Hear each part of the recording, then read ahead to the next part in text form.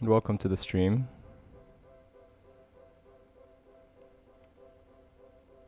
Today's going to be not a full set, but I will be experimenting with the set to iron out some things. I have some reflections on how it went. I thought it was really awesome. I felt really good about it to start with. But yeah, I just have some notes and things that I want to mess around with. I was just before this the stream started, I was trying to see if I could use the NTS1 as a effects unit for the cue out of the Octatrack, and then just have that sit on the side. But then I realized I really enjoy sampling the delay effect into the Octatrack. So if I want to do that, then I have to keep it pre-Octatrack.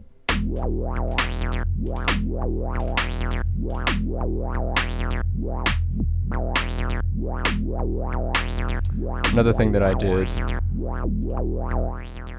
for this baseline, I added an LFO, mapped it to the MIDI CC of the frequency of the filter on the Minotaur. So now I have some more control over that. If I want, I can add like a random LFO. Where is it?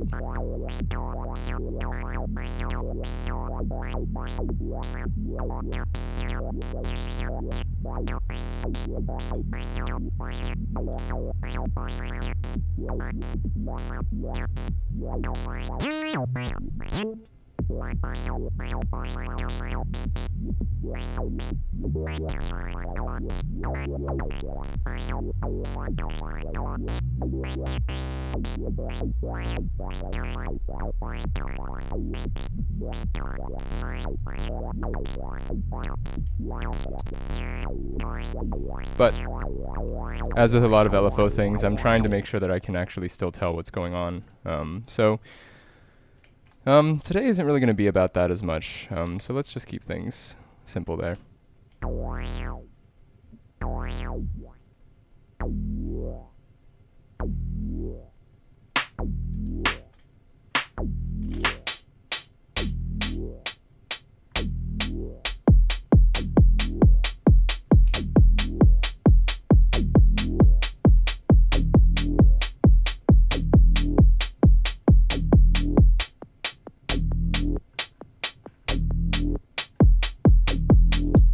One of the things I do want to do is figure out which of these kicks I want to keep, because I have a chain of kicks here that I put together months ago, and it's from a single sample pack, and I basically arranged them into something that could divide into 64, so that I could do that here.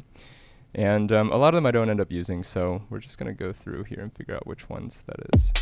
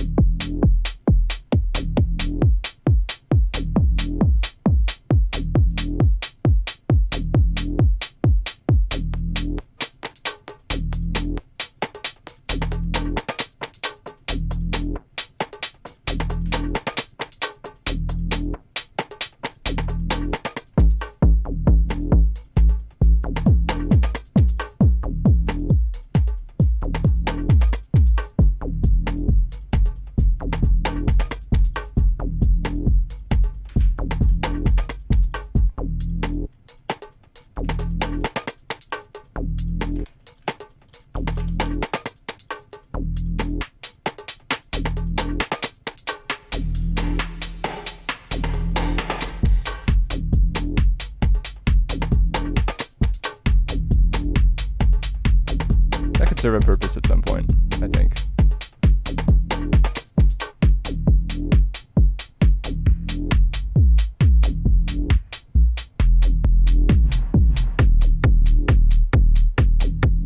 I think so. 36. Was that 36? 30.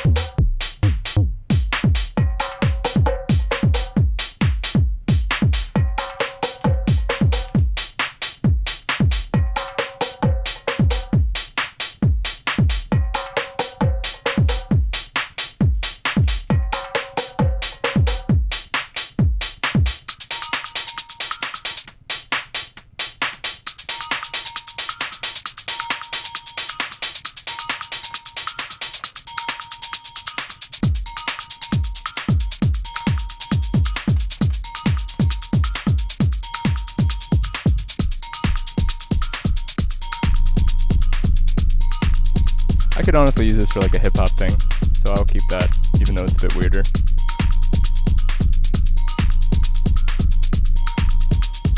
Definitely.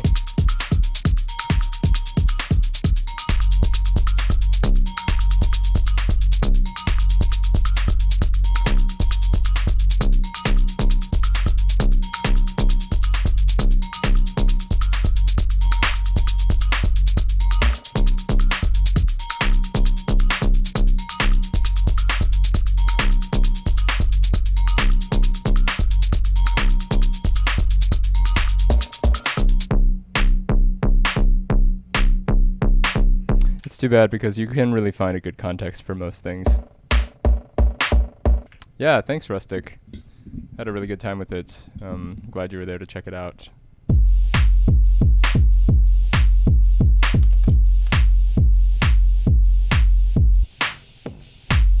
Yeah, this one's pretty crazy, but I'll keep it. If you're just coming in now, I'm basically picking my favorite kicks out of this chain of like 60 kicks. Oh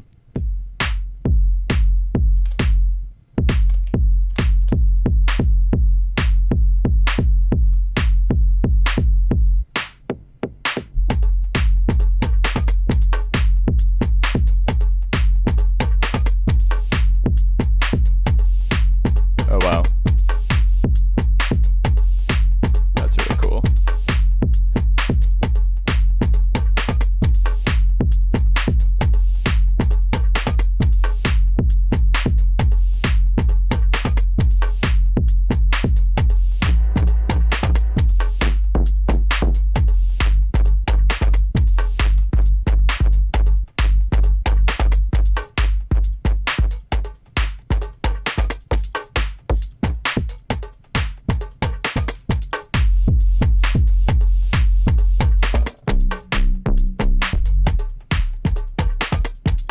Okay, so I think I've identified the ones I like the most, and we're just going to move on here.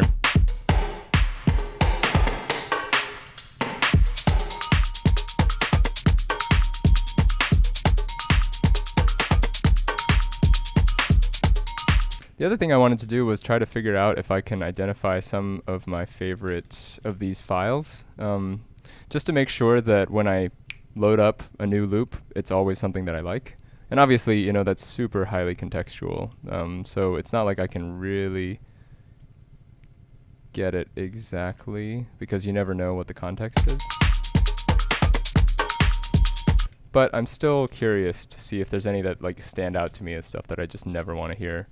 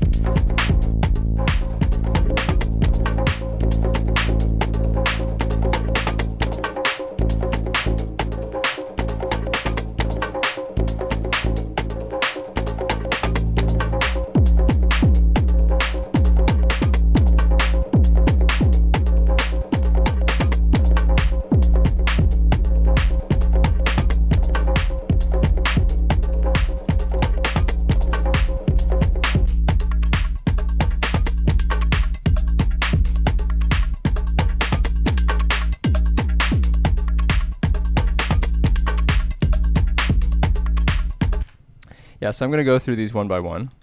These are the same loops that you've been hearing over the last couple weeks. They're from the, what is this, Splice Crate Diggers 2. They're in the percussion section. They're normally at 100 BPM, but I'm at like 134 right now. Yeah.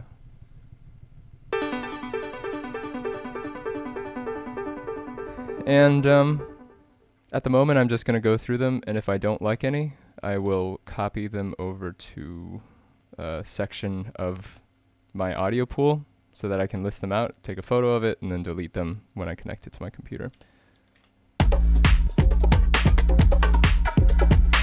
I have a feeling I'm going to like them all, though.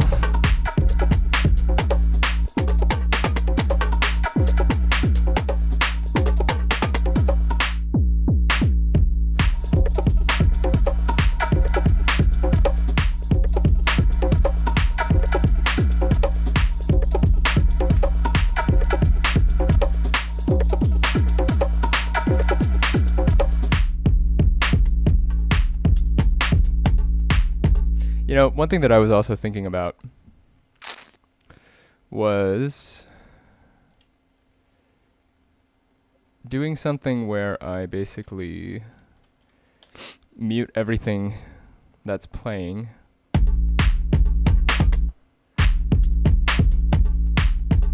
and I use track 3, which is kind of like, I should elaborate a little bit. My track 3, I'm using pretty much straight loops. Track 4, I have all these LFO based slices, so I'll play that real quick. All of that kind of rhythmic stuff is being triggered with an LFO. The LFO is choosing which of these slices it's going to play. And it's just a nice quick way for me to get generate, you know, variations on a single sample. So if I just change the speed of the LFO, I get a different rhythm. I can just move it around.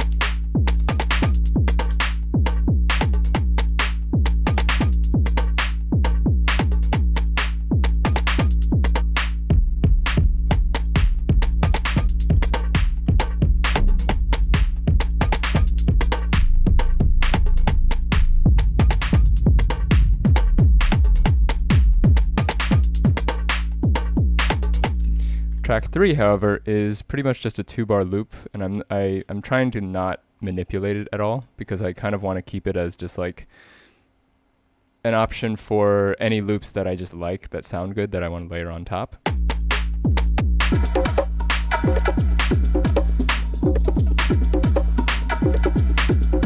So I'm trying not to slice and LFO that because I think it causes too many issues because the sample is not exactly synced up or something like that.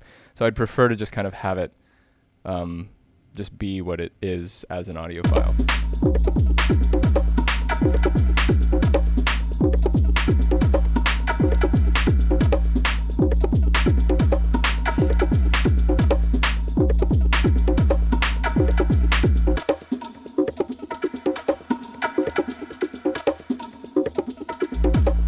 But I was also just thinking, like, what if I use this as a break every time?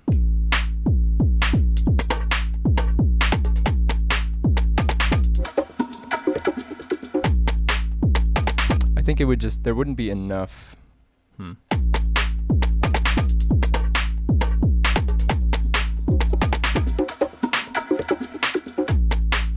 Yeah, I think it's just that the way that I have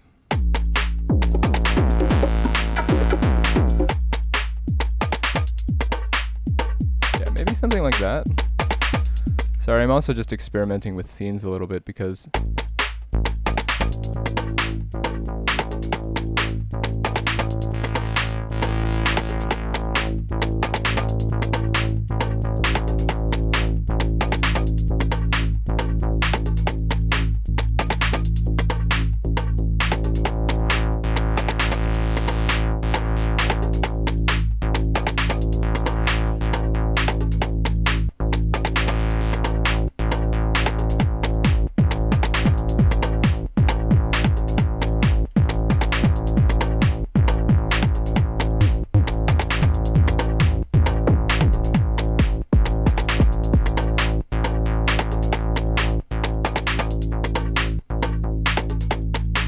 and so I'm just basically setting this up so that my scene is muting all of this except for this break, which will then come out when I...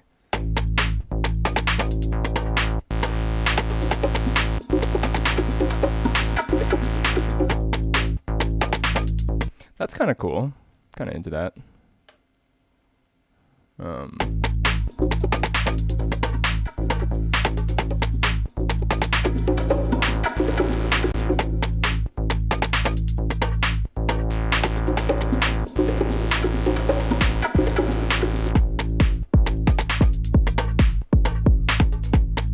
Yeah, so essentially what I'm trying to show is that I would allow this to live as just like a break.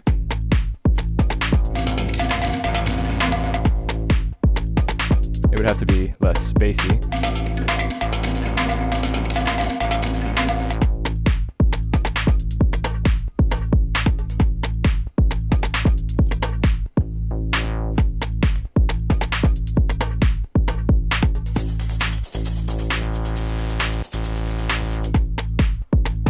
Yeah, I don't know if I'm satisfied with just leaving it as a break.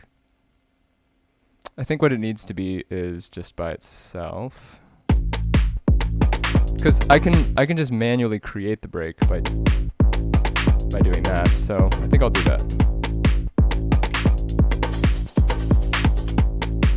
The only difference is that I will probably create a scene that lets me take out the kick.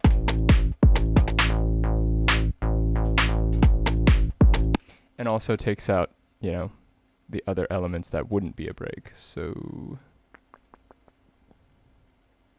honestly, yeah. So basically I'm just kind of like coming up with a move here, quote unquote, a move where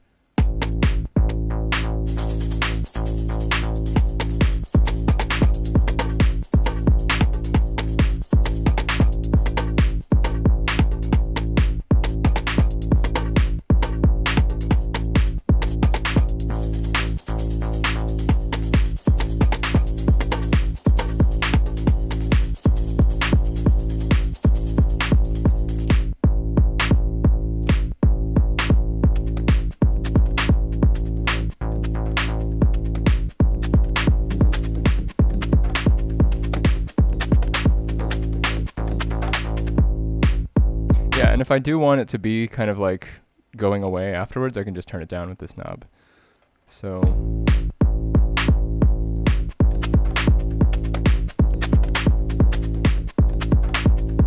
that's something I noticed about Ben UFO's sets. I recently just posted him about him on Patreon. He has a really good Hessel Audio DJ set with rinse.fm, and I highly recommend checking it out. I will link it in the live chat. And something I noticed he does is he'll sort of introduce an idea really early on that is part of the next track, and you don't really notice it. He starts kind of like throwing in this little thing every like 2 bars or something like that, and then over time you start to get used to it, and then he brings it in. It's like an entire track. So I feel like that's one way that I can kind of spiritually reference that is by doing something like this, where I sort of use it as a break.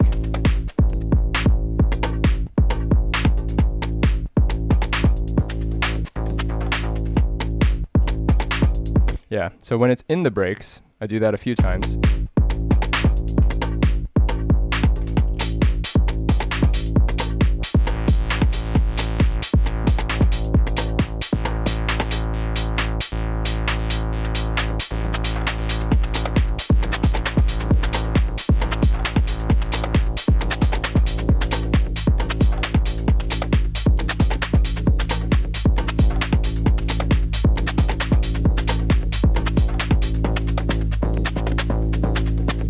Back into something where this is like completely foregrounded. So just kind of like figuring out ways that I can introduce new ideas and not commit to them immediately, but just kind of see how they fit in, which is what DJs do anyway.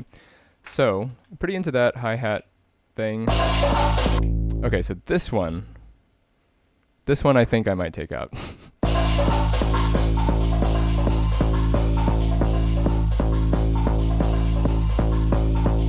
Because I kind of hate it, and every time it shows up in my set, you might notice in the last set on Friday, there was a moment where I previewed this sample, and luckily I knew it was coming, so I didn't choose it. But it would have really disrupted what was going on at the time.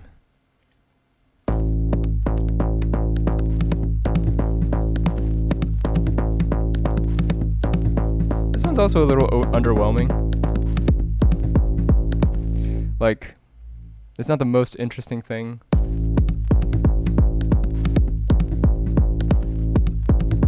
But I do feel like it adds some kind of an extra, you know, oomph to the kick figure. So I like what it does sometimes. So it's not egregious. Let's move on.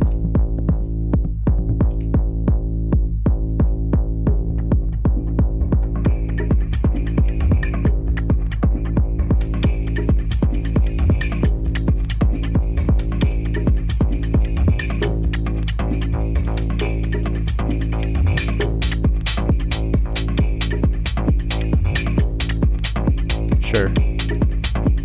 Not one of my favorites. But I could probably do some things to it to make it more interesting. Yeah, I don't know. Maybe I'll copy and paste it over here just to reconsider it later.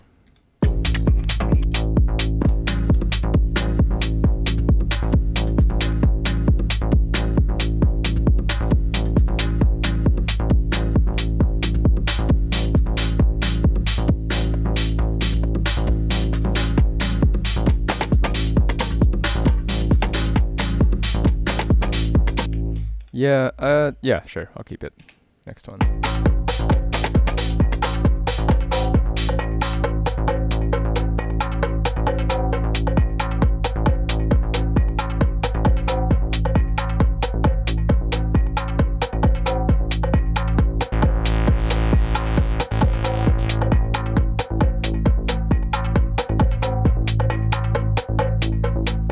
This one's very... The only problem with this one is it's a little recognizable. I've come across it a couple times and I'm kind of like, okay, it's this one again. But it's not that bad. Also cool.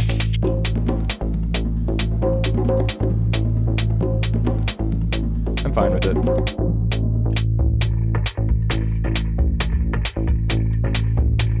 Cool.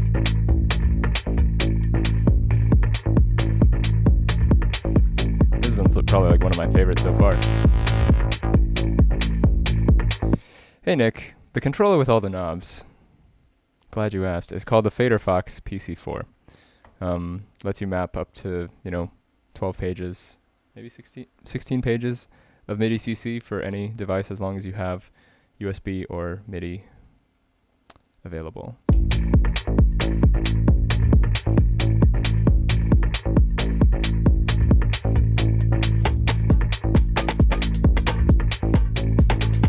Yeah, so I'm pretty into this one as well.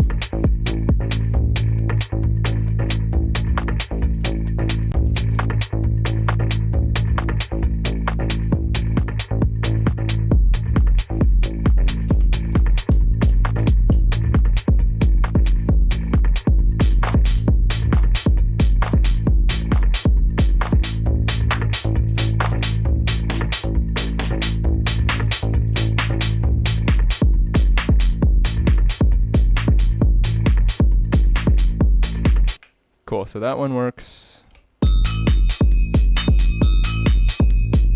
Okay, yeah, it's weird, but I'll keep it. And I think that's all of them. Yeah, so that's all the ones in that one. Let's see. Yeah, and I'm also noticing that I'm pretty reckless with my sample organization here. I'm not using these two slots. These are...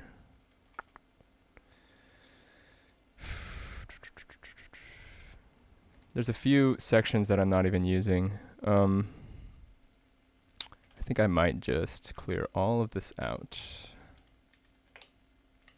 This is my static machine.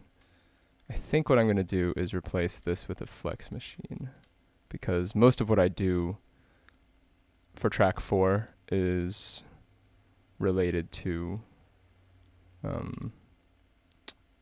really quick sample manipulation, which is better done on the flex machine because it's running on the RAM memory stuff. I sound like I know what I'm talking about, but I only like kind of know what I'm talking about.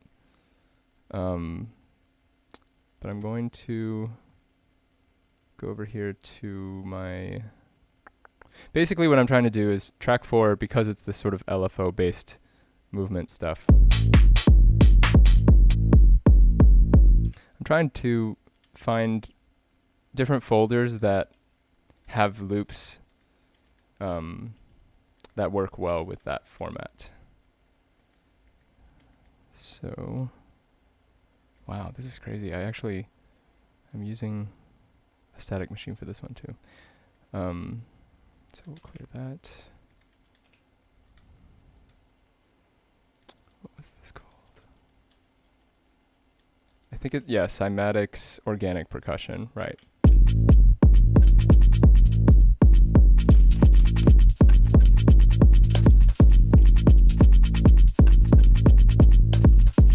Yeah, so what's fun about this one is that I kind of just I go pretty crazy with track 4 because it's so sliced up that I will not even time stretch it a lot of the time.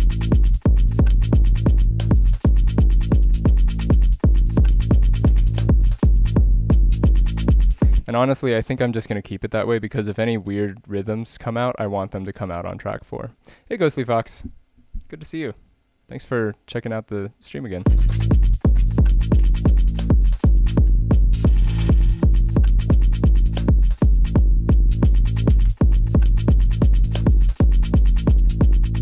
But we'll see. Yeah, as far as tracks on here go, there's 8 of these. I would say track 4 I spend more time on than some of the other ones.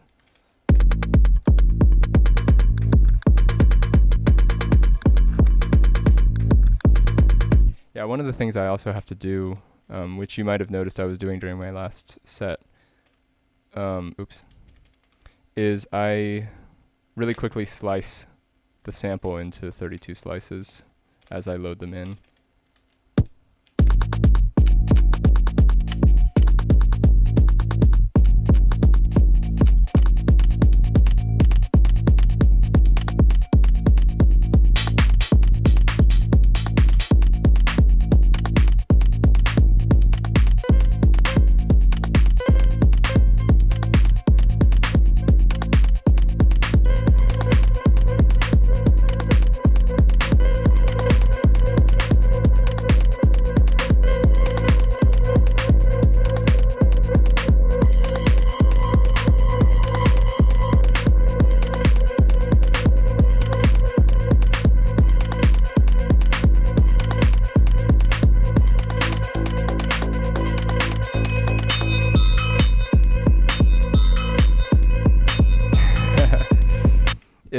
Honestly, I'm glad you compared it to Mortal Kombat and to fighting games because I've been calling this shit like movesets lately.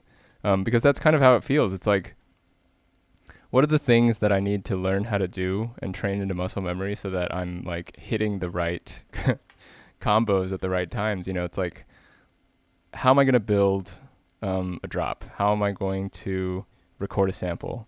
And all of it is just kind of, there's a certain procedure that's the best and the easiest way to do it. And then it's just a matter of training that.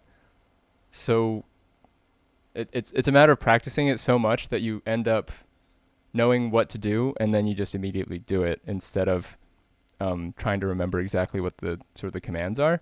And then on top of that, like, you know, if you're familiar with gaming, then it's like you're making decisions on a different level. And the same thing kind of goes for this. Like, I was listening to my set last Friday, and one of the things I noticed was like when I felt the momentum dropping, it was because I wasn't paying attention to how the set felt. So the goal is to get to a point where I can be listening to the set at the same time that I'm creating the set so that I know, you know, oh man, I've been playing this for too long, or I need to introduce a new melody, or I need to lift the kick.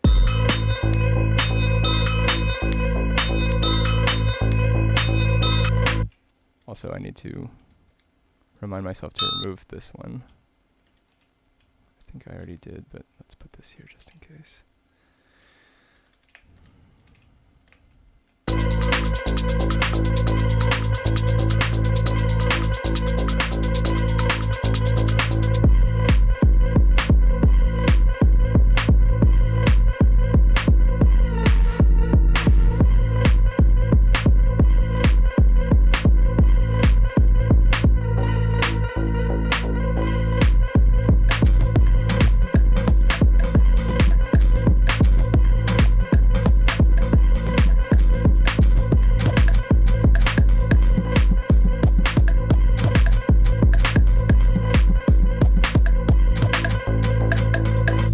Examine this rhythm real quick. What is going on with it? Why does it sound like that?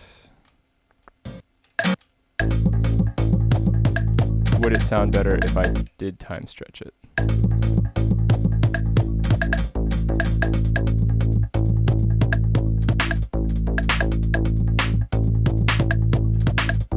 I think so. I think I need to set this to time stretch.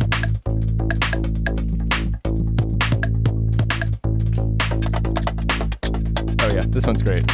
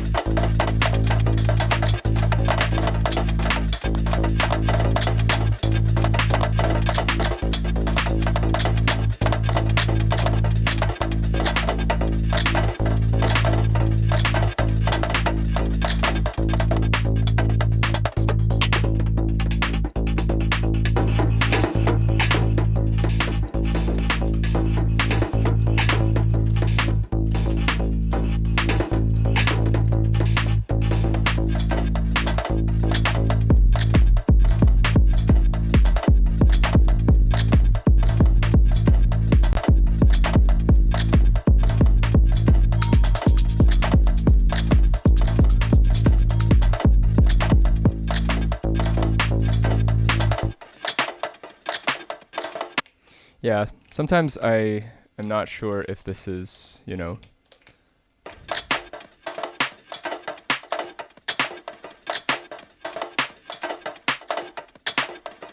this is kind of like the wild card. Sometimes it sounds great, sometimes it doesn't, but I think it's also important to have to deal with some of that discomfort in a set so that you're not just playing it, you know, vanilla all the time. If there's always something that's weird, then you kind of have to build around it.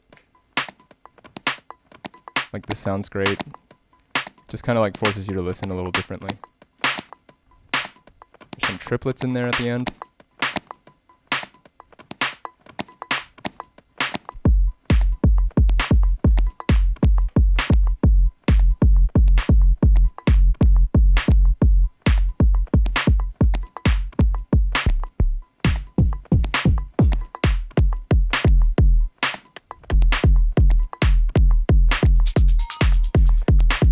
Oh yeah, clearing the buffer. I don't actually do that very much. I should keep that in mind. Function record. Right, copy. Clear. Oh, this is in the audio thing, isn't it? Interesting. Clear the buffer. That's smart. The way that I record my sets, I usually overwrite them a lot. So probably not for this particular set, but that is a good tip.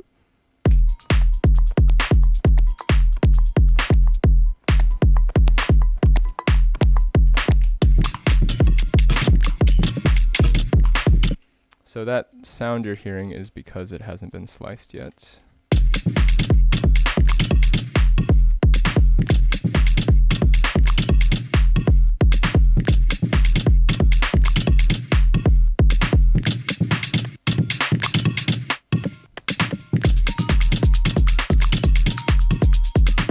Right, so that's going to be great. Let's move on. I'm a big fan of this cymatics, what is it called? Organic percussion. I think it's just kind of like weirdly sound design percussion elements. There's some really cool just regular samples in here.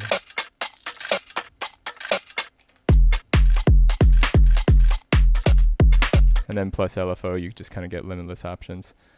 Save that. Right. And then move on to the next one.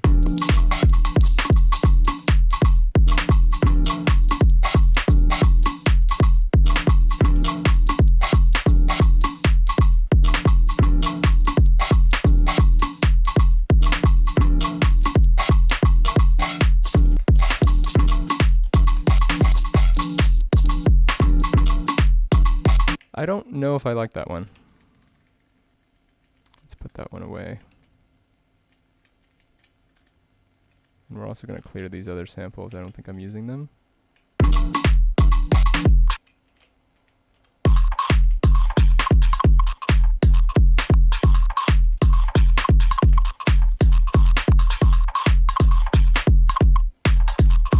This one's cool.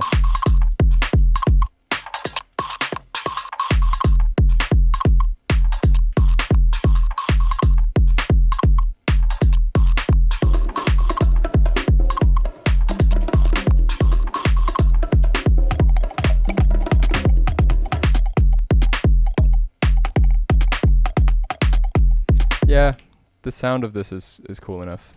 Keeping it.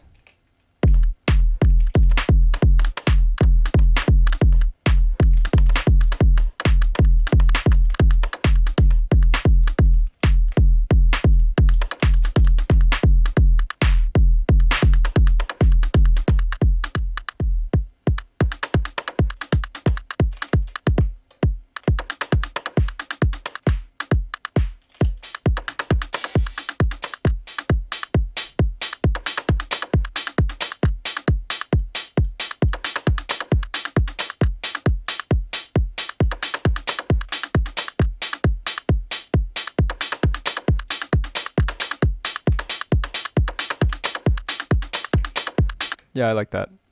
Save sample settings.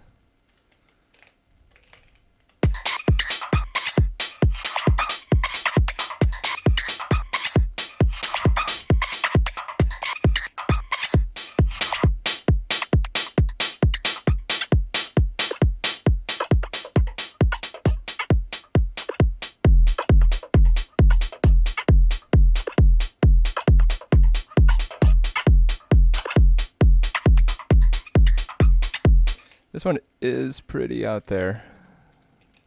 I'll set it aside in case I do want to take it out.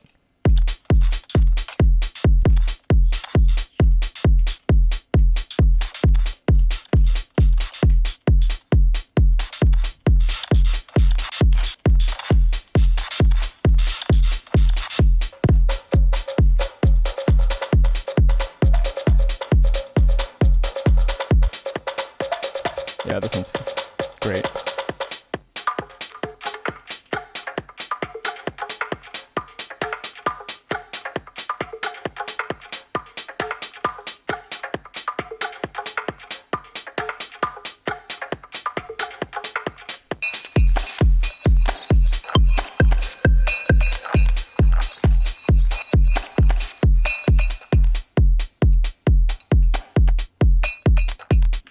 Yeah, this one, not as much.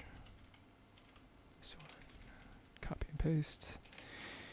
Yeah, so I'm just kind of, it's a little tedious, but it's also going to make the set sound better when I'm actually playing it, when I'm trying to hit a good average of just good ideas.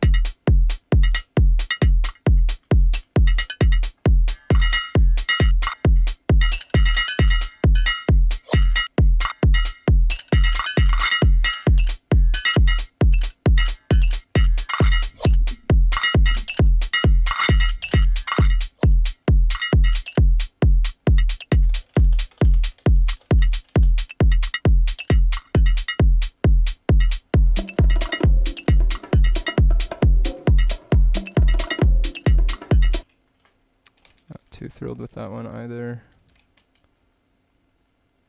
I'm still trying to figure out how I want to organize these folders because obviously, you know, when it comes from the same sample pack, it has a certain identity. If you jump into something else, even if it does work technically, it might not sound as good to do. But at the same time, I've also kind of been treating this whole set like I'm the glue that that brings everything together. So sort of giving myself the responsibility to make things work is kind of part of the process.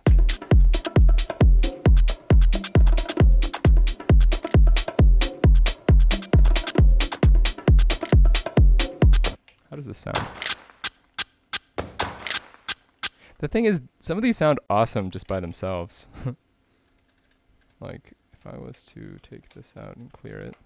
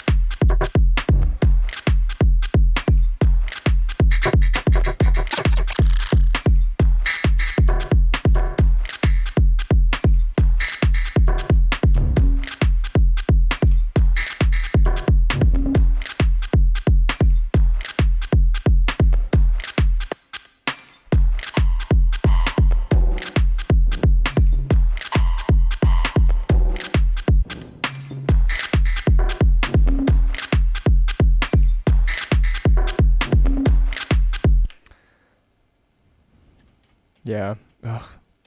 Things can work. Things can work if you just give them the right setting.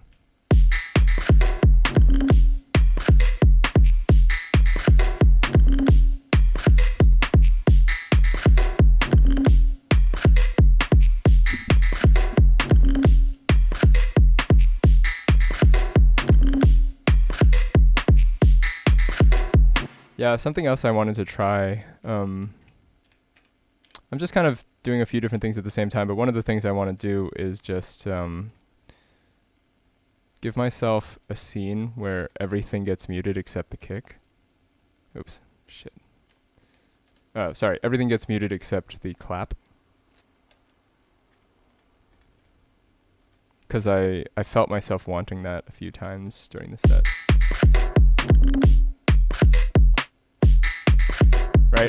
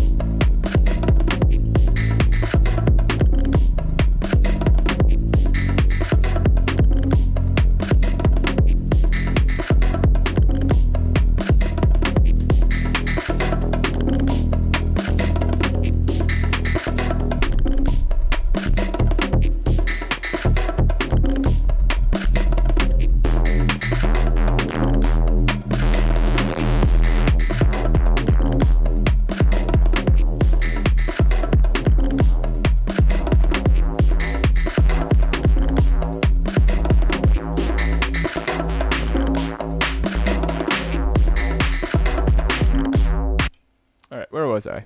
Right, I was previewing these things and trying to figure out which ones I like and don't like. Is this one sliced? Cool. This one sounds pretty nice. It's slower, but you know, you can do the same thing with it.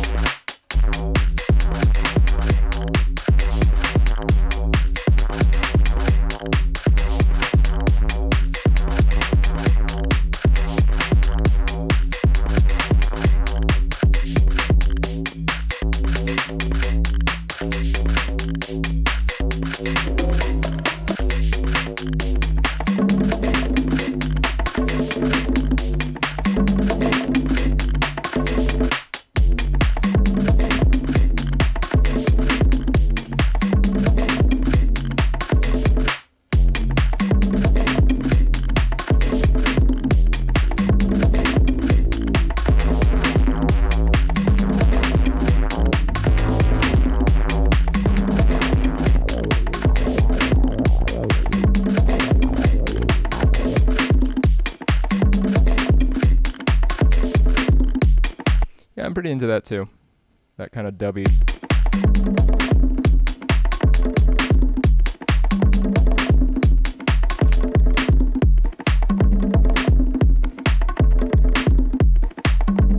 Yeah, see, Randall, that is the amazing thing about using samples and slicing them up. And this is kind of like the basis on which my track 4 is built, is I take a single LFO, I adjust the start point of that sample based on an LFO.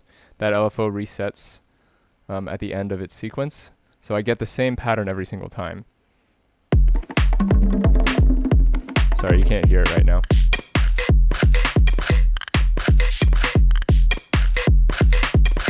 So it's jumping around the sample like this.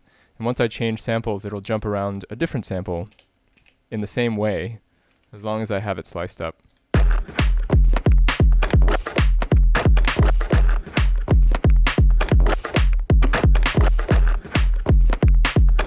And the key here is not to actually, for me, the key is not to actually know what it's going to do. It's to increase the success rate, which is why I'm kind of previewing these tracks and being like, how does this stand up to just a random sampling of slices?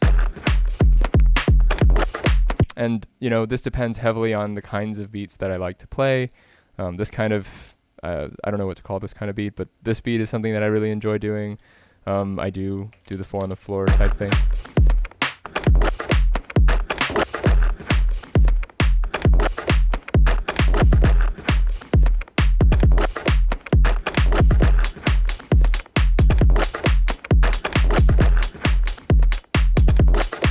And I also have a reverb here, which sometimes helps, you know, fit things in.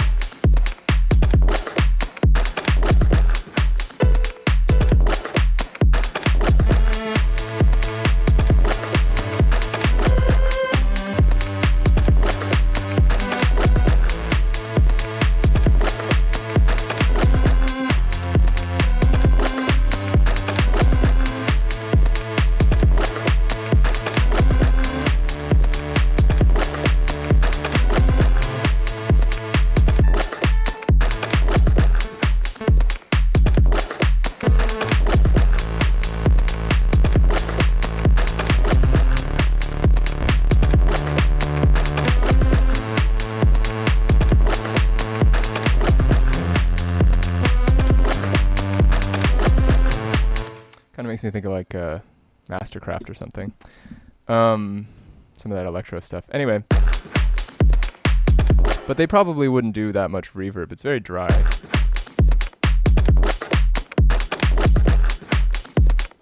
And moving on.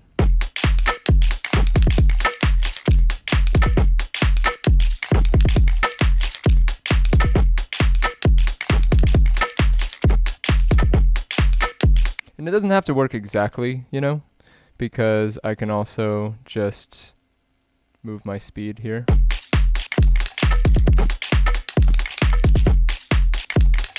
Oh, it wasn't sliced yet. That's why it probably didn't sound very good.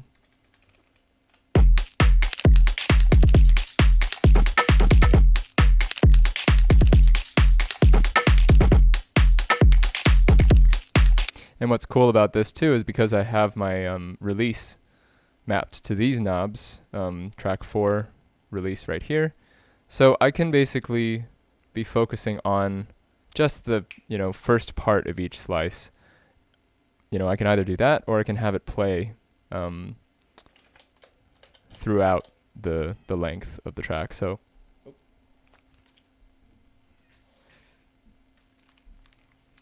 I can have it go. You can hear it playing this whole time, or I can reduce the release.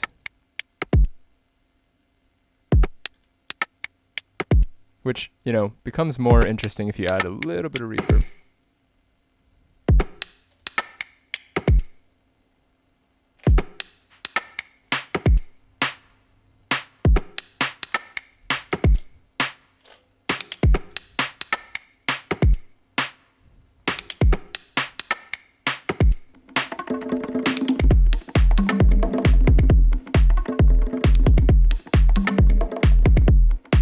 Yeah, I'm super excited about doing this live.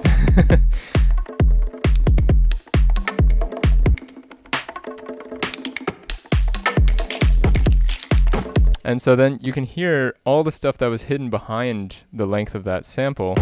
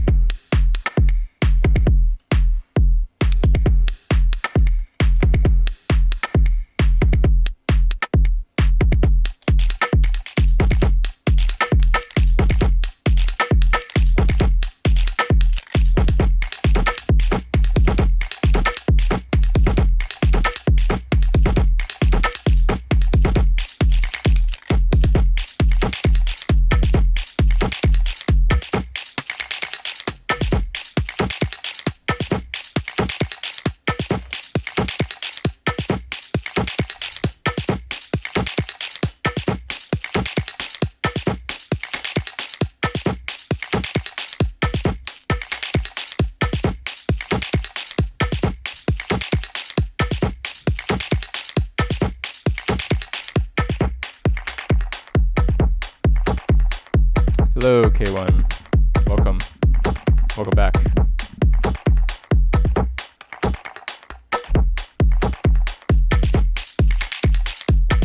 Another thing I like to do with the Octatrack, because the filter is kind of non-traditional, it's not actually a high cut, low cut.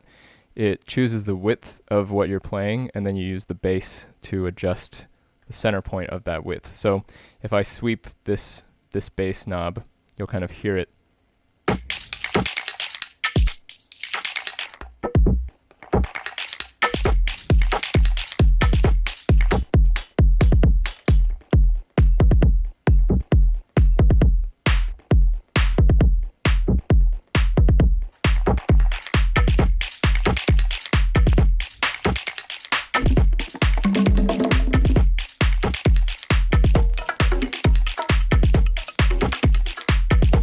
That's a nice one. And this one, you know, you can hear it. It wants this.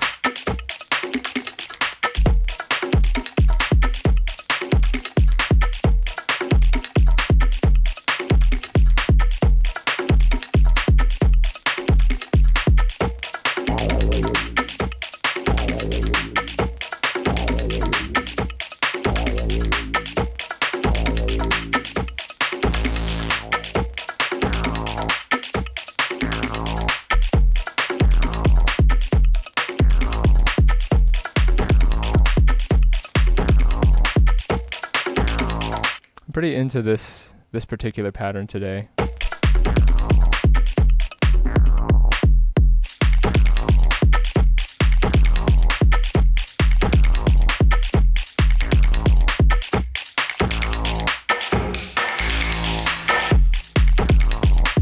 Yeah, so that's one quote-unquote move that I can do.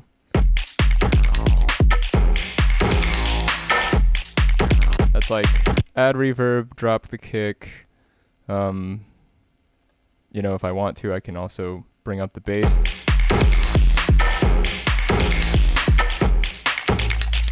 And that's also why I like to stagger my kick entrance, because I'm doing too many things and I only have two hands. So sometimes I'll just do this, where I go.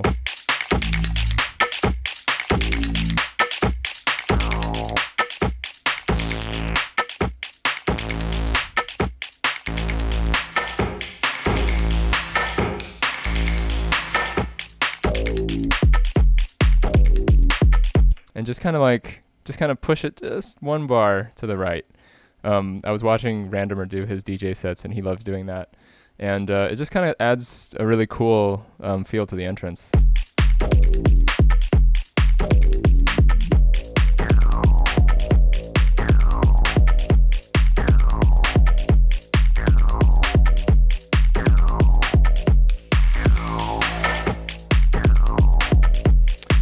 Just gives me, even I can do it just like one beat, 2 beats later. But I've noticed that the more I try to hit it on the one, the more it sounds like I mess up when I mess up. So if I'm intentionally making it later, then I can drag that, you know.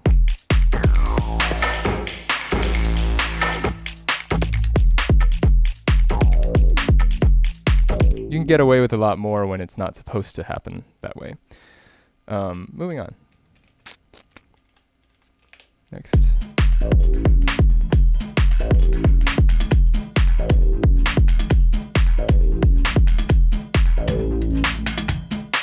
Yeah, and it's funny because I kind of just landed on these two folders of samples. They are from specific, distinct sample packs that are completely unrelated from each other. My tracks 3 and 4 is what I'm talking about. I use one particular sample pack of percussion on track 3, and then I use one particular sample pack for track 4. I didn't make these beats or anything, but there's something about how they, maybe it's just that they aren't swung that makes them work really well. But I've noticed that like more often than not, these two folders work really well, and that's why I've kind of stuck with them. But I'm also open to finding other sample packs that work in this format, where I'm slicing them up and just kind of picking slices at random. Like that already sounds cool, and I haven't even sliced it.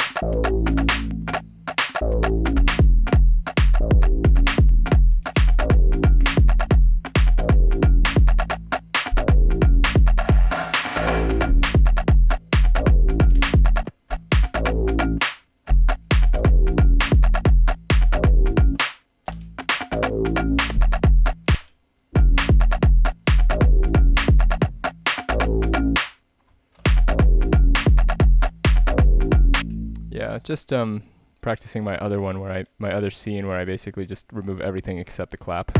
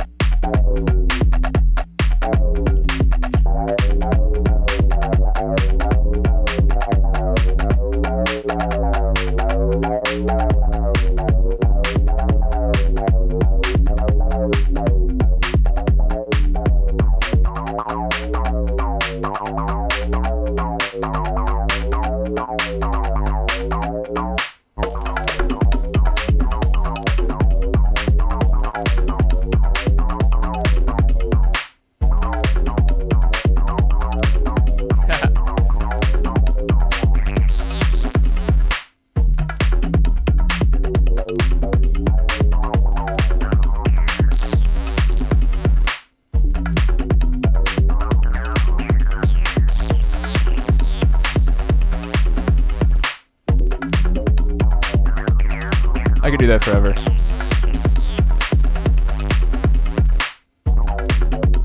I just have to, I'm eating the kick a little bit. Too early.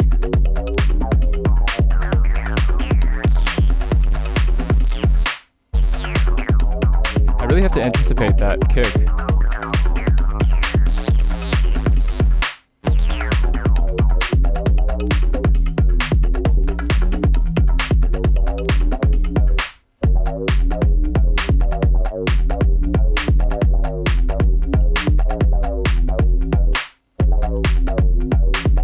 Just a matter of feeling it.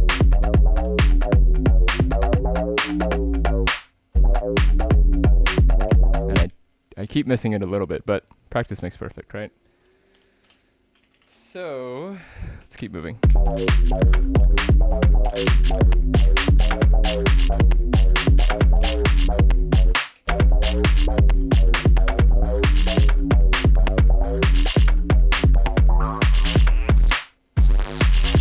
It also helps to kind of look at the visual reinforcement right in front of my face. Just be like, oh, 16's going to 1.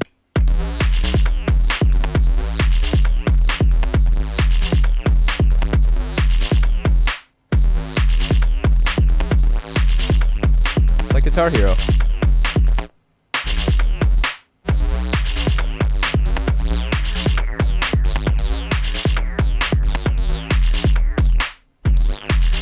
Yeah, and one thing that I'm also like playing with format-wise, I've been having fun with just kind of creating these little dance breaks. I think the format of the sort of like dance-off, I don't know what it's actually called, but the sort of the dance-off format where you kind of like have one idea, you do it for 4 bars, you have some kind of like a signal that things are going to shift, and then you play with something else. That works really well with the setup I have right now. So for example, I can take that one beat to change up the bass like I've been doing in the last 10, 15 seconds. So I could fuck with the oscillators. I could change, like since this is this frequency on this particular patch, I'm pretty sure. I don't actually know if it is. Yeah, sorry, it's not actually hard synced, but I can fuck with the oscillators. Adjusting what kind of oscillators I'm using, and then change the filter. And just doing those 2 things in that beat interim will give a different feel to the next 4 bars. I just have to decide what I'm going to do. Like, change the oscillator, change the filter.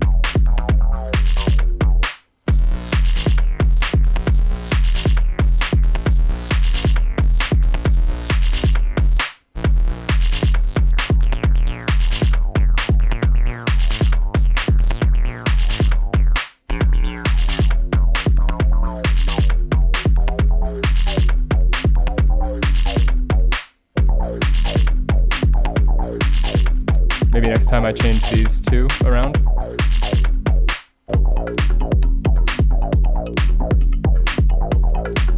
And that's just practice again. Just flipping these 2.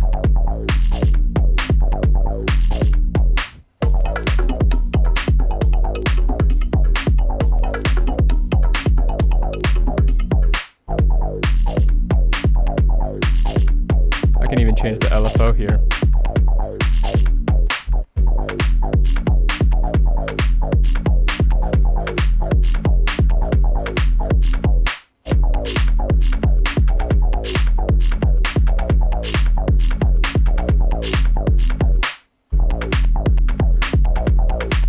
That one's pretty cool.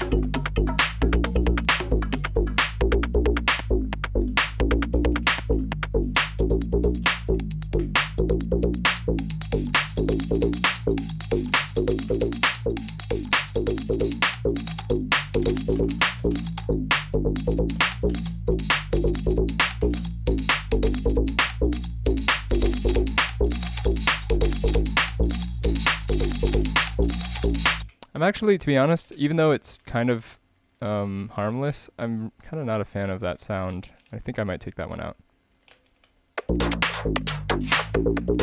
I mean, like, when it's compared against something like that, like, yes, I'm going to pick this every time.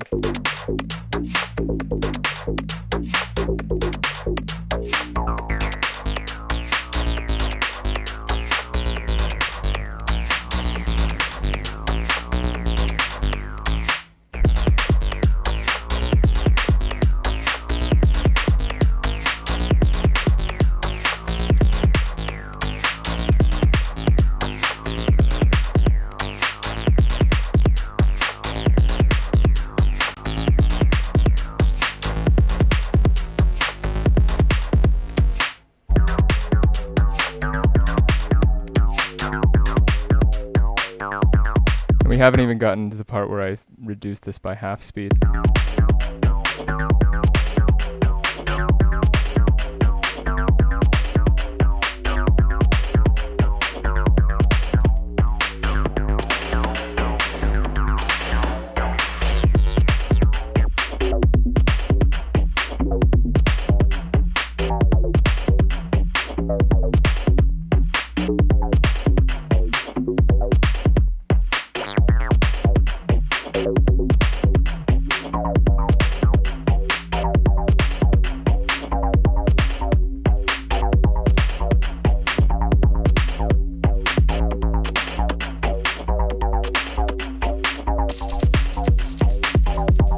Fuck this sample.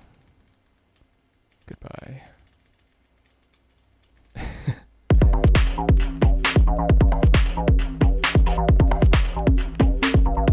Yeah. And honestly, I don't know for sure if the Octatrack can handle loading things this quickly. Maybe in the Flex machine. I don't know. But if I wanted to, I could just do this.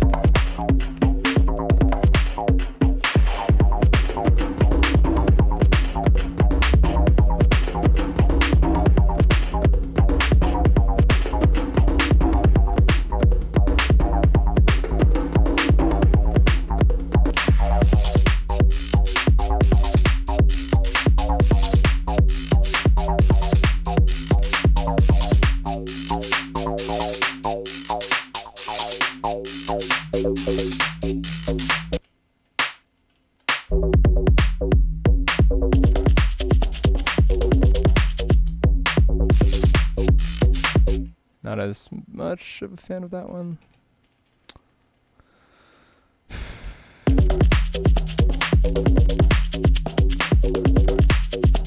This one's great.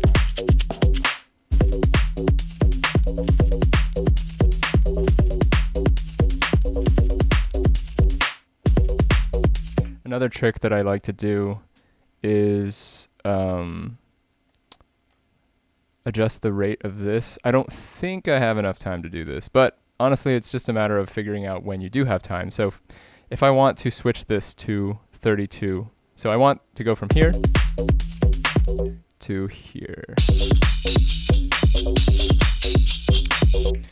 There were a couple times last week where I just straight up turned the knob, and that's kind of disruptive because you can hear it happening, and it fucks with the tempo.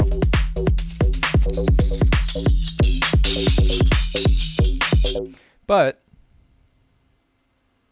there is something kind of cool about that. Yeah, so why don't we create a scene that might be suitable for that?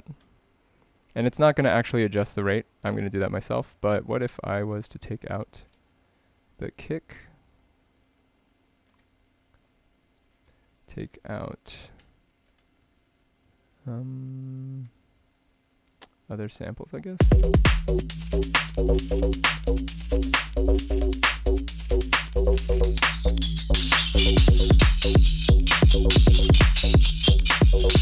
The only problem is that's kind of risky. You can fuck that up pretty easily.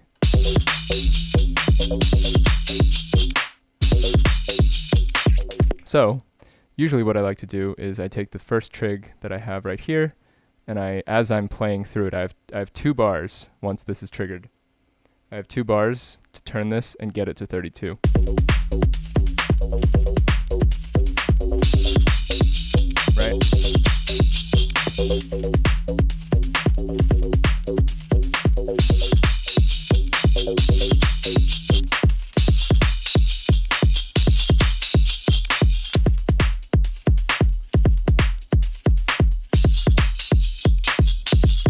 fucked it up. There it is.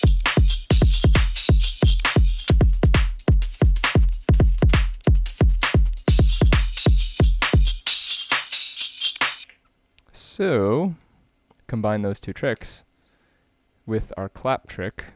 And this really takes some practice because I just came up with it.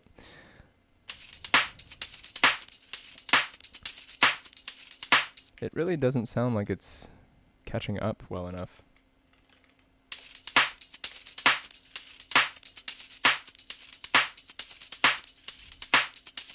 There we go.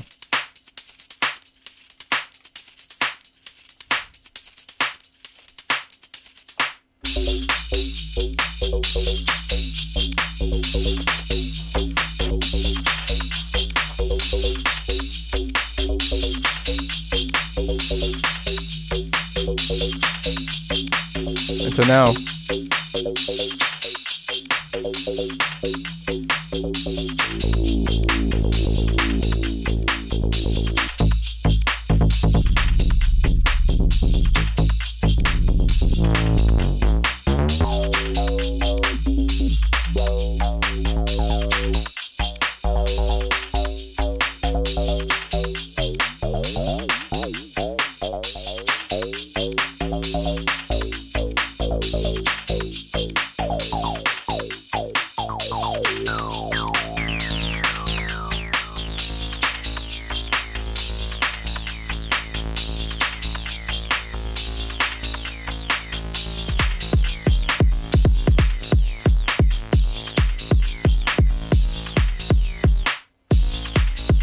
this one should be a lot easier.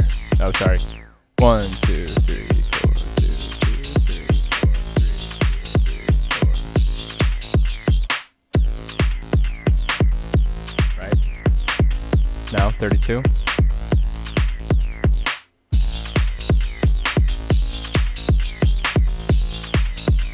Again.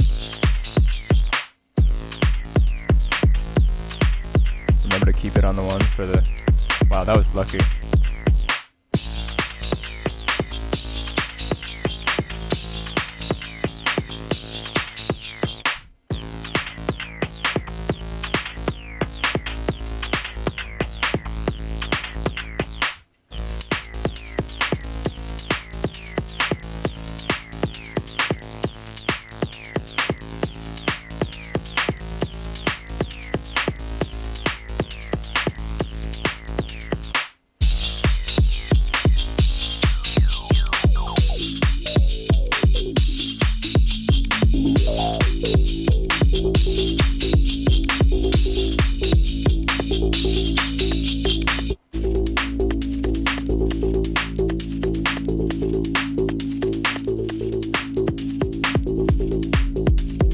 Let's see how the other one sounds.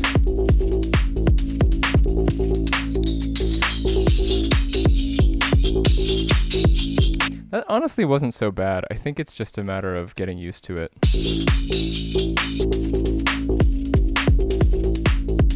Because the thing with the turning the rate as the set is going is you don't want there to be any point where you're not turning the rate, because then the ear starts to think that that's where it's supposed to be, and you need to just keep moving the speed, and it should be as close to the next trig as possible when you land on the right speed, so that it needs to catch the 32 rate on the 1.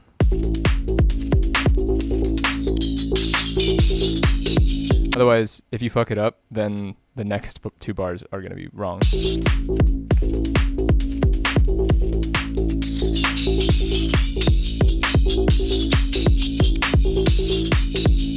And then in that case, I have to do some compensating where I'm like, oh shit, I did it slower. I needed to rush it. Just so I can make it sound like it's fitting into the, the timing. It's pretty hands-on.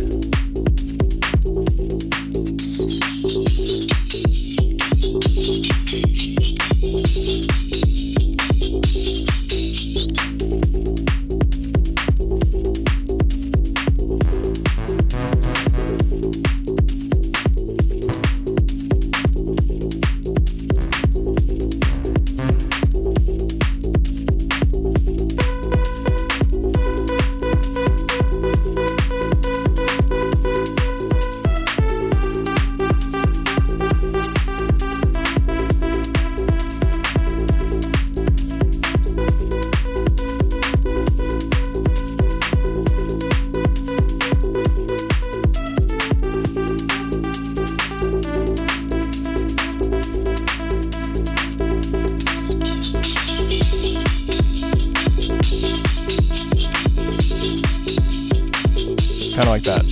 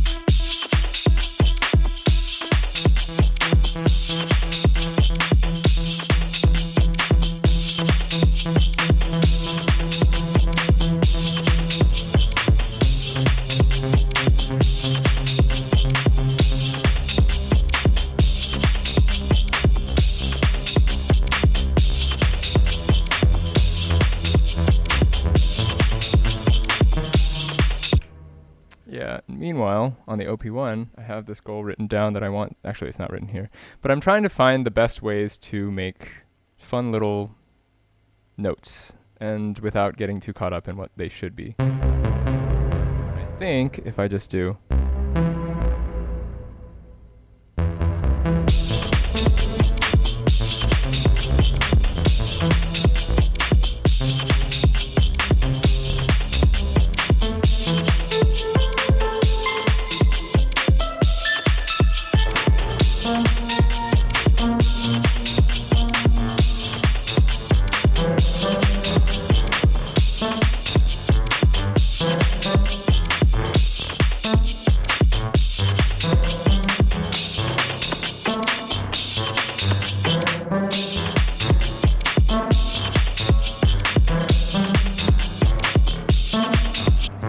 I'm also going to set this track to cut out with all the other stuff when the clap happens.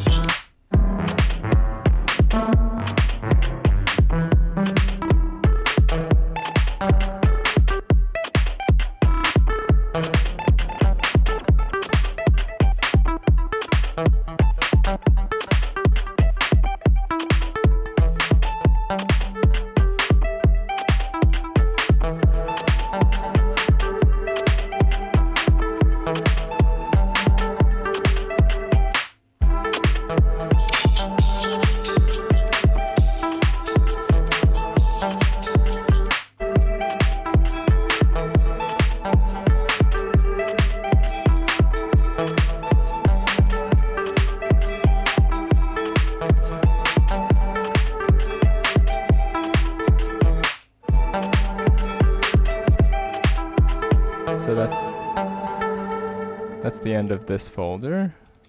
Moving on to 90, I guess.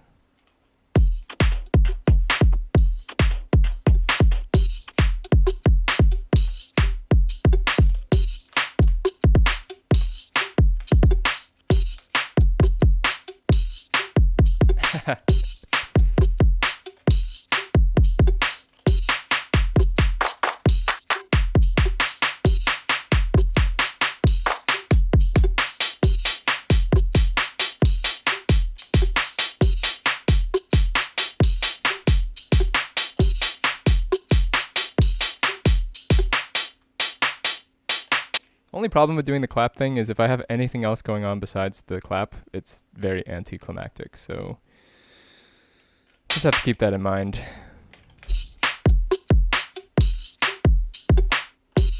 It only works if you have that silence right after as well. So it's conditional. Right.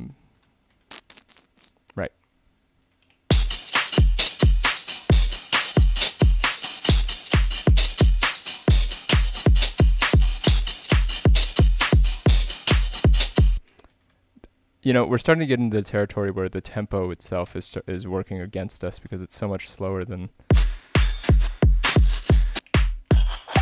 So I honestly don't think it's this sample's fault that things aren't working as well. So I'm going to stop looking for things that work in that particular tempo range. So what's cool about this whole set of stuff, I've used it many times. That's just a different thing. I've used it many different times. I really like it. I love how it sounds. I think it's really cool, and I've made some great sets with it. I just noticed that when I took a break and did this kind of stuff. What is it? Where is it?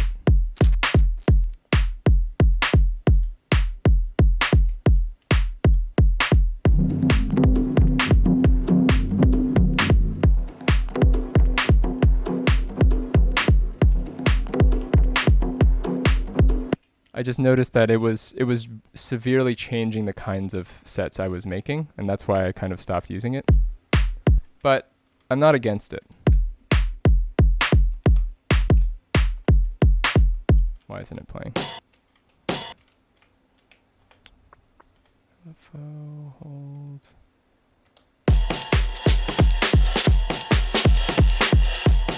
It's what it is that they're so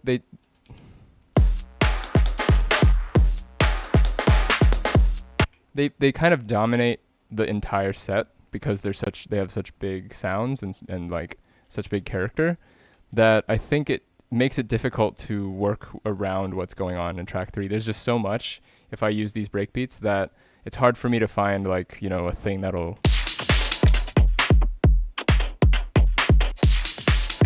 you know, it's just kind of like I can't hear anything else.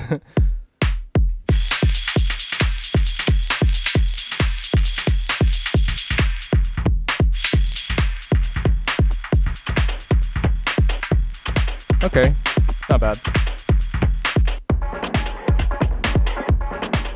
Except I also hate that one.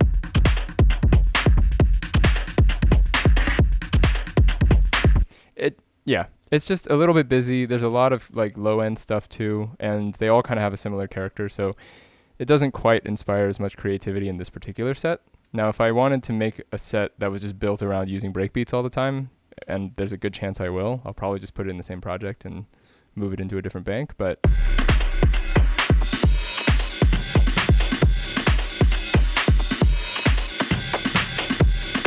it's just all about breakbeats at that point. So there's my little spiel on that.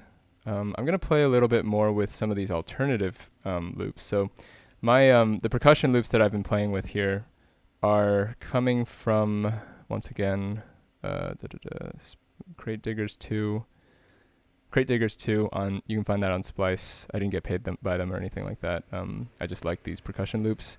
And I could probably fuck with the drum loops and the drum box loops, but the problem is I have to be pretty careful because the way that these are set up is a little bit hard to navigate. Some of them are multiple layers of, like if I go into drum loops, you'll see that they're organized by a particular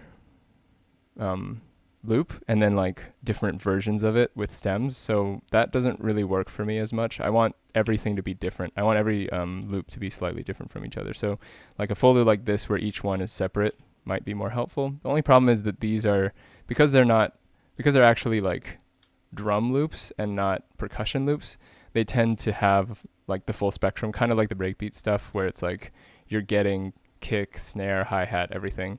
So I've tried this before.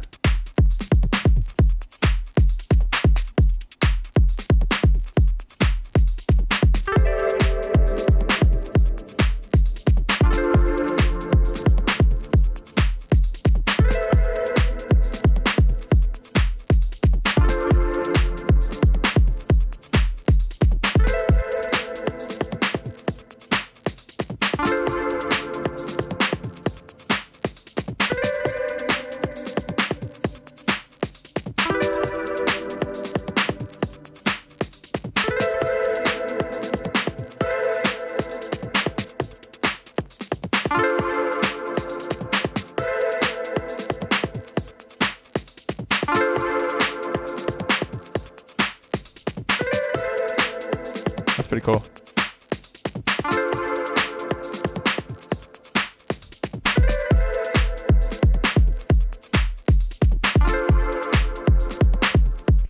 Tiny bit busy, you know.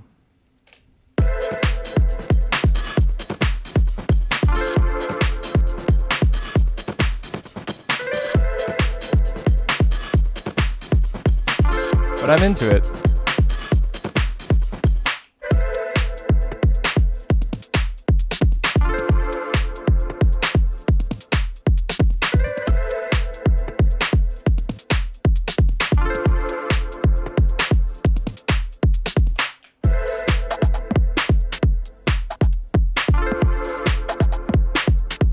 Yeah, I'm pretty into what I'm hearing so far in these tracks.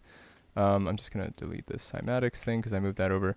You'll notice I have the flex machine on 4 and the static machine on 3. That's because I'm trying to save room in the RAM for the flex machines for stuff I really need. And in this case, I'm not actually using.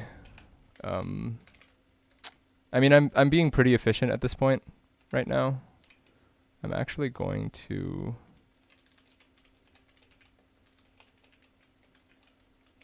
Just clean things up a little bit. Track 5 is going to be on this. Track 4 is there. Track 6 should be. That's a good point. Track 6 is kick, and I do move between different slices, but it's not doing enough that I think it'll fuck up my RAM. But that being said, I might as well keep it in the static machine world, in the static audio pool. So let's put this, let's just keep it on number 6 until I figure out something else to do. So I'm just finding out more rhythms that I want to.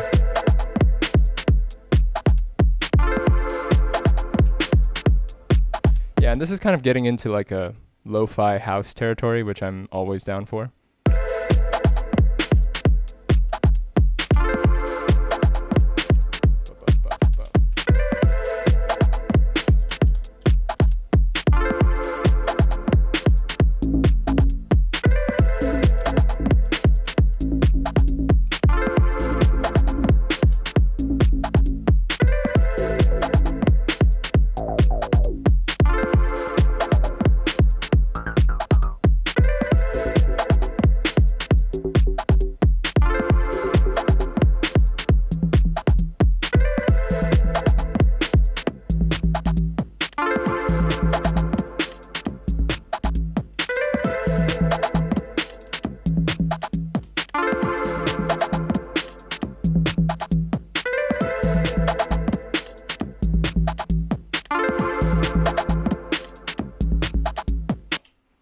Shit, I did that wrong.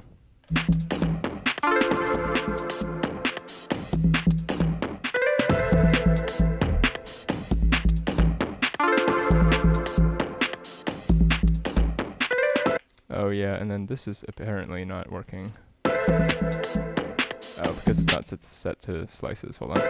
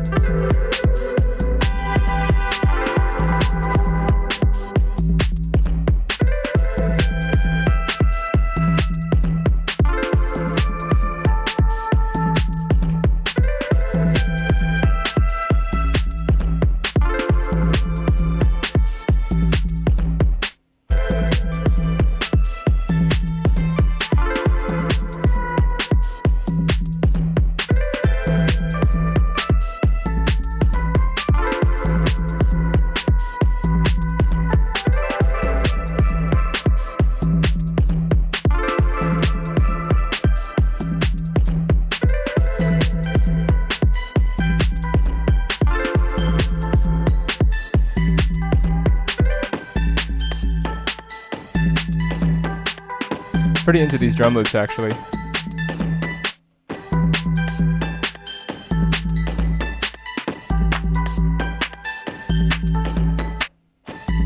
Just trying to time this out so that I change the sample at the right time.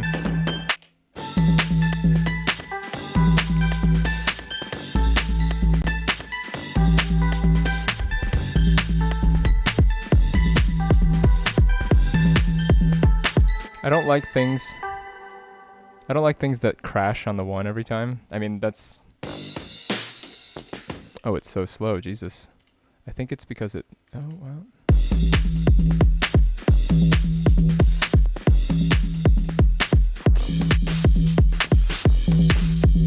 Yeah, Let's just copy that and maybe delete it later.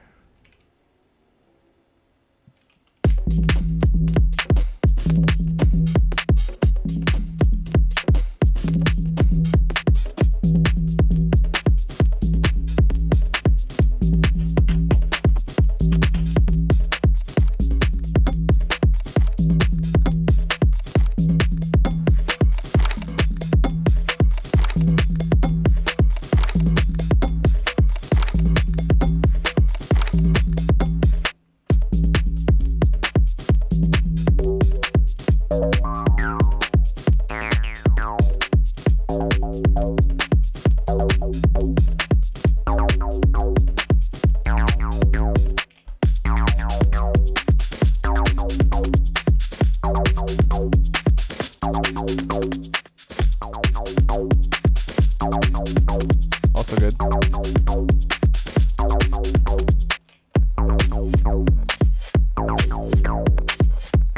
I'm pretty into this, actually. This is a cool one. Yeah, it's weird. It's gonna sound good.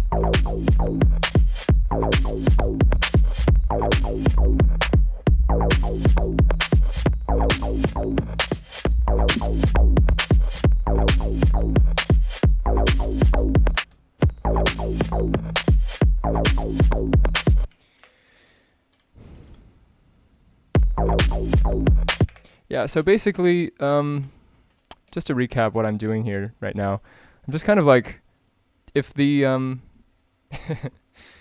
if the live set is a cooking competition, I am deciding what the ingredients are in the little bin that I have to grab from, you know.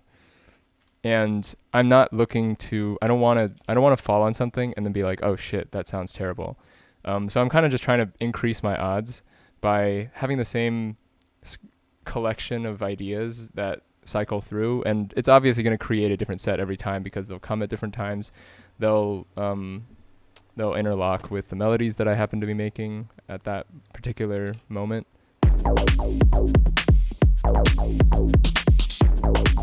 Oh yeah, that's great.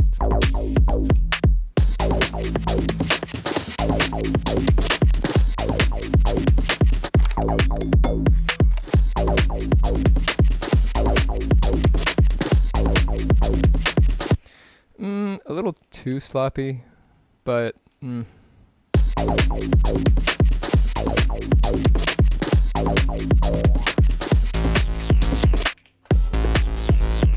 yeah, there's some that just work, and then there's some where I'm like, I don't know.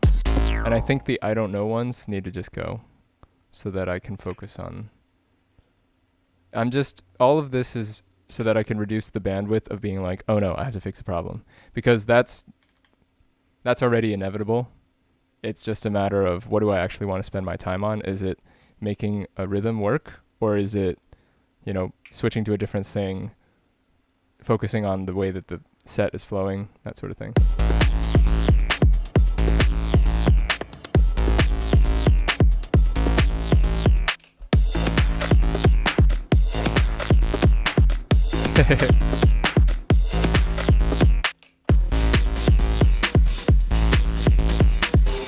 Yeah, these are some really good good samples that I'm falling on. And this isn't, it's not like I do a lot of sample diving or anything like that. I tend to not get very excited about that. So these are samples that I've had for a couple months. I actually bought them in quarantine because I was like, that was a good time to just fuck with samples. And I was right. Here we are today. Congrats, Randall, on getting the Fader Fox, by the way. Let me know if you have questions. I've been talking about doing a Fader Fox tutorial, but the only issue is there's like a big chunk of it actually figured out how to use. And hopefully once I crack that, I can do a tutorial on it, because there's like no documentation online of people using it.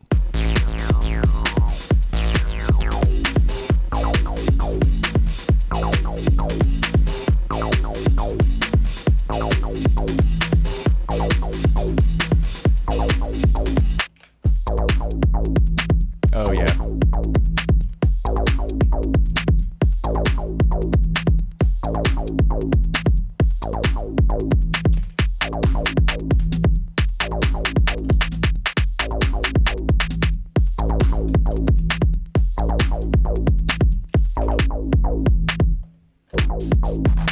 It does allow USB, yes. I haven't actually used it that way because I have a push, but I've heard that it's much better with USB because you can easily have it switch between catching the value on the knob or jumping to the value.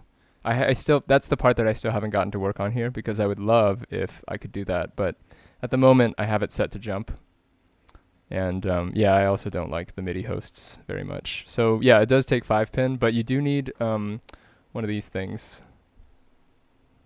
5-pin to like headphone jack adapter, because the stuff on the back is all 8-inch.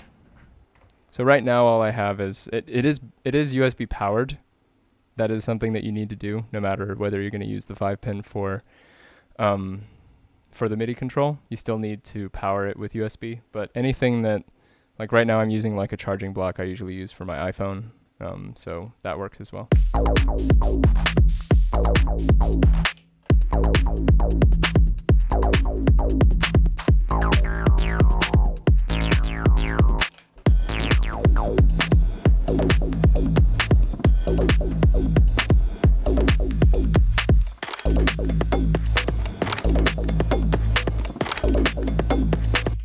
Don't really like that one.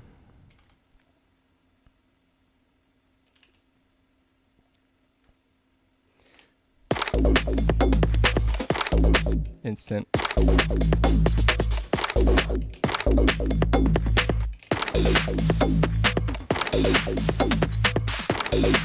Yeah, these are great. Yeah, this one's great.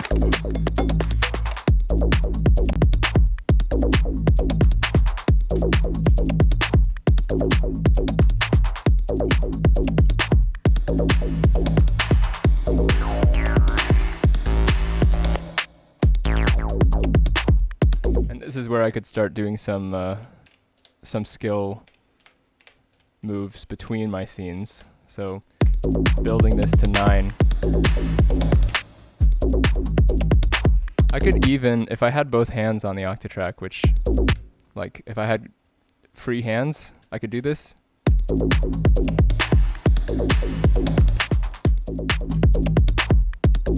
It's just very tricky because I need to be able to...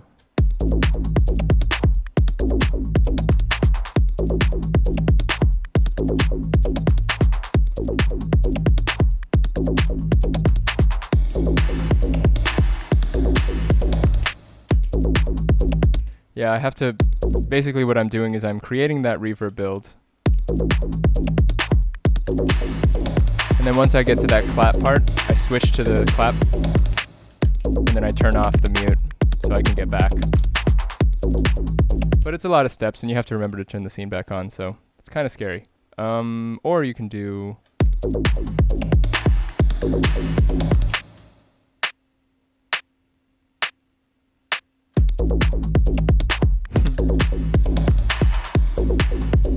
Switch to 3, and then move back to 1. Yeah, honestly, that's probably the fastest way to do that.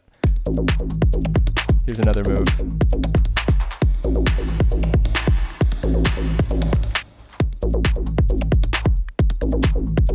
And actually, you can combo that with the kick trick where you bring it in after the 1.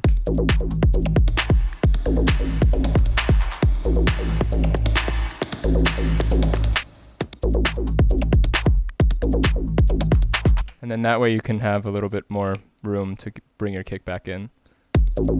Pretty nice. What else do we have? This is the last one in that folder.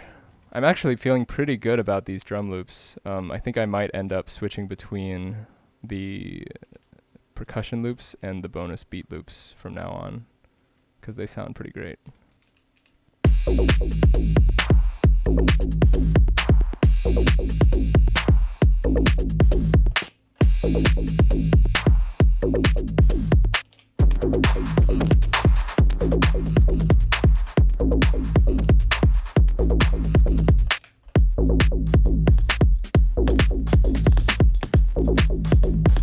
This one's got to go, unfortunately.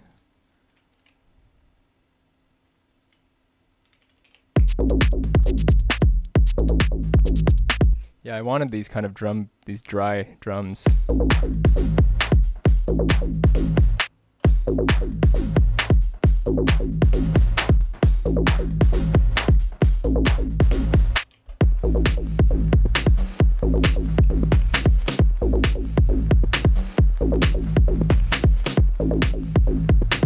I can keep that.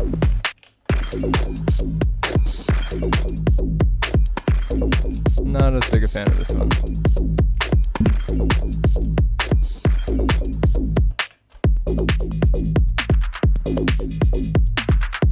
That's pretty cool.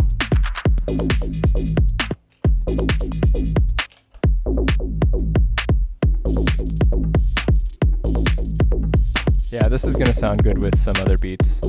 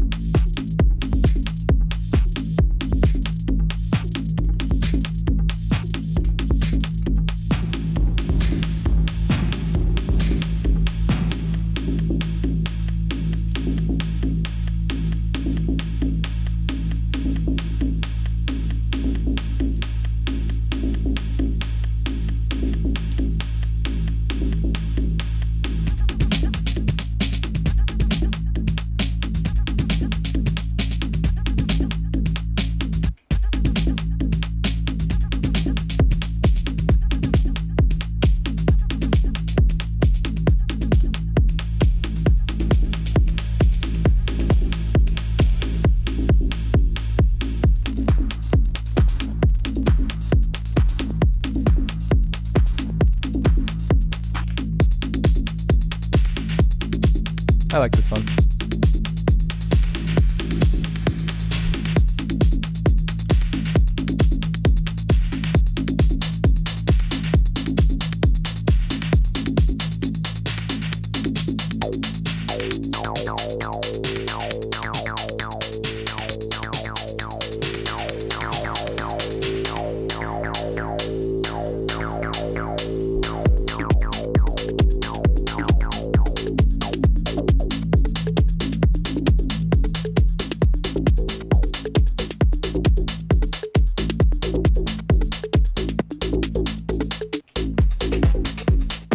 Oh yeah, so that last one, not good enough.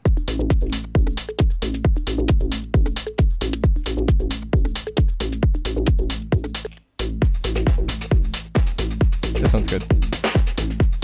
Oh, that nice snare at the end.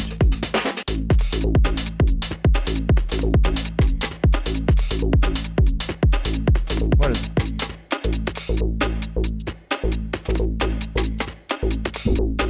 Oh, it's on like a pickup. Weird. It should be like right there. It's also supposed to be at 100.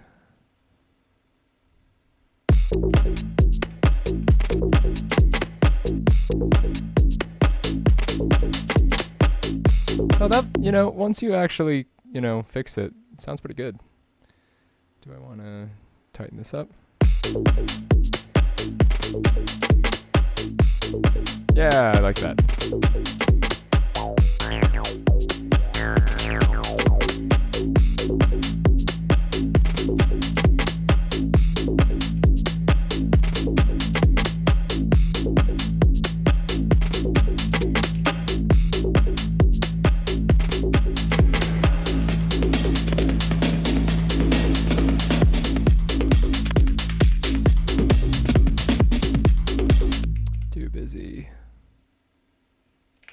That's a big part of it. Perfect. Don't even need to hear the rest of that.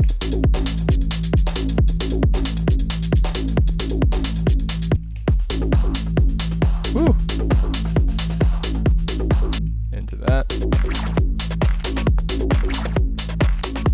You know, I could get tired of that swirly thing, but I'll play with it.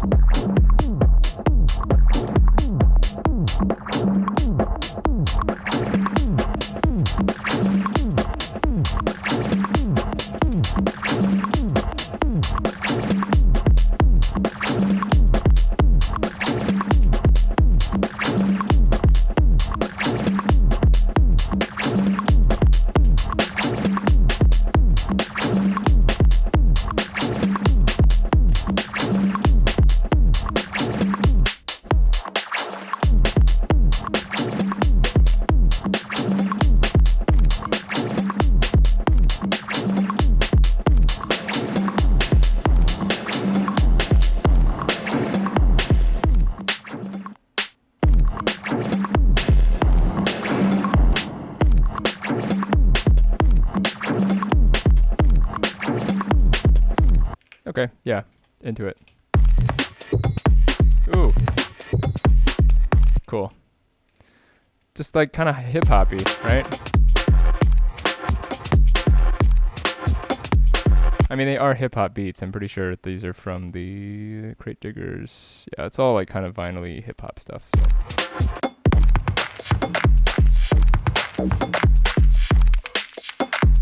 And obviously these kinds of things will sound less good with like a straight 4 on the floor.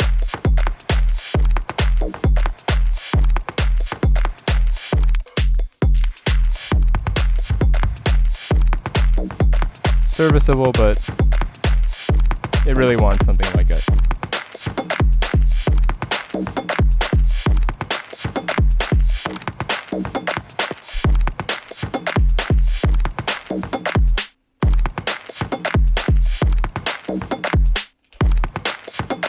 Cool, so that's that folder, and then, you know, honestly, I feel like that's a pretty good sign that I could just go through these. And chances are, in your average set, I'm not going to hit on more than one folder anyway. So this is just kind of a good reminder to myself that once I clear out these samples that I've marked, which I'm going to do after this stream, I can pretty much pick one of these folders. And what I'm going to do is I'm going to set one to each. I mean, actually, I can just go ahead and, yeah, so 100. And then this one's going to be percussion 110. Sorry, this is going to be percussion 100, percussion 110. And then we go to drum loops, bonus beat 100. And then number 4 is going to be bonus beat 110.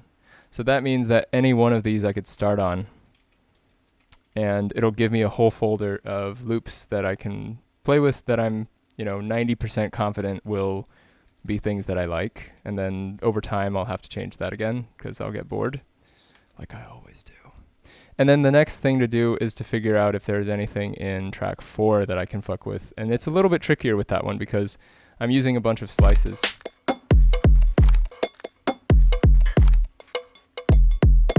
Like, it's a lot weirder. So, I I don't know if I actually want to mess with a ton of these. I think this folder is so big and there's so many of them that I'll just delete these and see how it feels. The main kind of goal today was to delete the files that I don't like and then kind of work from there so that I'm not distracted when I try to make something work that I might as well just move on from. So that's pretty much it for today. Thanks for hanging out. I hope this was informative for you. If you are interested in hearing more about my approach to live sets or music production in general and projects that I might be doing, I have a Patreon, patreon.com/KennyZhao. And I'm sort of just creating a running diary of my ideas. This week I'll be writing some kind of outline to what I think a good set is. And that's just also for myself to reflect and figure out, like, how do I achieve that? When I think of a good set, it's usually something that somebody DJs, and I can't do that. So how do I translate those ideas in a live setting with instruments? How do I do that while also, creating new ideas on the fly? So, yeah. Hope you guys have a great rest of your day. Wednesday, I'll probably be playing more with the OP1, trying to figure out, similar to this, where I was trying to figure out which rhythms work the best.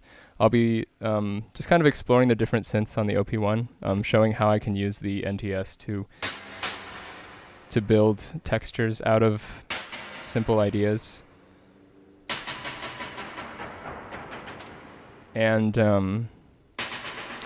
And then figuring out for myself which ARPs, which synths, which settings are the most helpful for me when I'm, making ideas, making melodies, and just kind of like nailing down some of the fundamentals of sampling back in, shuffling new samples in, sticking with ideas.